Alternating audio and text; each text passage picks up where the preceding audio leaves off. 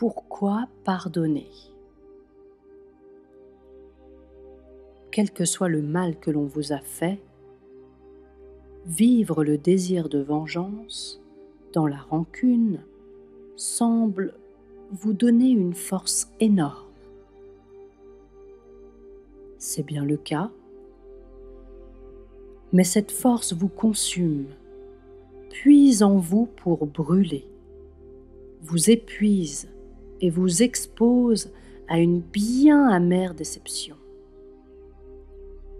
Le désir de vengeance n'est malheureusement jamais satisfait par un quelconque châtiment, qu'il soit légal, personnel, sentimental, etc., etc. Vous ne serez que d'autant plus frustré et vous vous exposez alors à un sentiment d'injustice plus important encore. Vous ne pouvez vivre en vous consumant ainsi, en espérant ce qui n'arrivera jamais, c'est-à-dire le châtiment qui vous libérera. Aussi difficile qu'il soit d'accepter cette idée, c'est le pardon qui vous libérera. Il vous permettra d'avancer, de mettre la distance dont vous avez besoin entre vous et ce qui vous fait autant souffrir. Ce sera comme si vous ôtiez un poids attaché à votre cheville. Mais quelle force il va vous falloir! Le choix ne trouve en fait son intérêt qu'à long terme. À court terme, il est moins coûteux de continuer à haïr, à attendre un châtiment. À long terme, vous préservez vos forces, votre personne et votre bien-être au prix d'un énorme effort.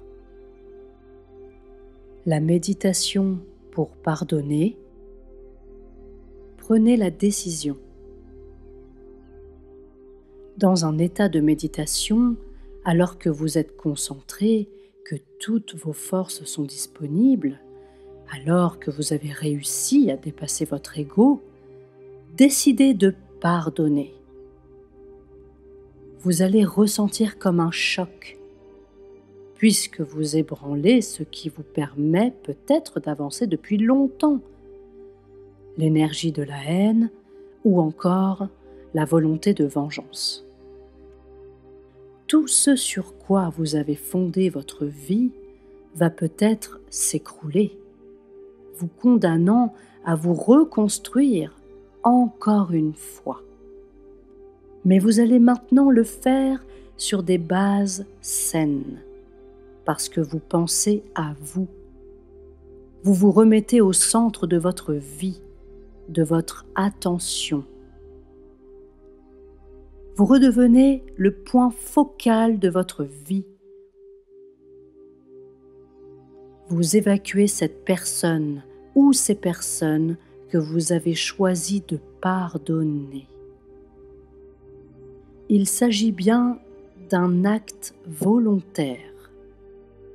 N'attendez pas qu'un quelconque signe se fasse. Vous allez devoir le décider en renonçant à la haine. Quel terrible choix, mais quel bienfait en retour! Après l'impression de désert, vous allez pouvoir construire à nouveau, avancer. Vous vous sentirez libéré et l'énergie qui vous permettra d'avancer ne vous coûtera plus, ne vous brûlera plus. Faire face aux émotions.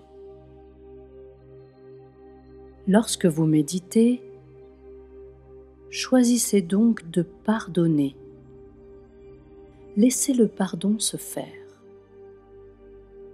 Les images qui vous tirent vers le bas, remontez à la surface. C'est peut-être là le plus dur, mais c'est le prix pour vous en libérer. Les regarder une dernière fois en face et laisser la force du pardon les évacuer. Votre volonté annihilée par la méditation n'est plus là pour vous guider.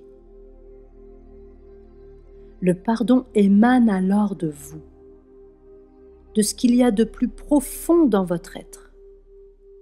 C'est la partie la plus précieuse, la plus aimante de vous qui peut parler. Comme lorsque vous méditez plus classiquement, vous serez assailli par de nombreux sentiments.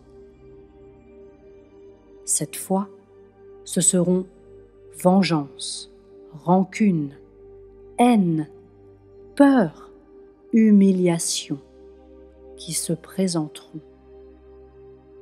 Ne les chassez pas. Ne les niez pas. Laissez-les passer, sans les juger, mais en sachant bien qu'ils ne sont pas vous, qu'ils ne vous reflètent pas. Maintenant, partez plutôt en quête de cet être riche, aimant, précieux, qui est votre nature la plus profonde. Dialoguez avec lui seulement, et le pardon vous semblera alors une évidence. Alors, et seulement alors, pardonnez. Laissez la lumière du pardon jaillir de vous, rayonner, détruire les murailles construites en vous dans un légitime désir de protection. Le monde pourra alors reprendre son dialogue avec votre être libéré. La méditation du pardon devra être recommencée de nombreuses fois pour être efficace, pour que vous trouviez en vous la force de pardonner. Ne soyez pas trop exigeant et laissez-vous quelque temps entre deux essais pour retrouver la force dont vous avez besoin. Sachez que le pardon est toujours bénéfique et que vous ne travaillez certainement pas en vain, aussi dure que soit la tâche.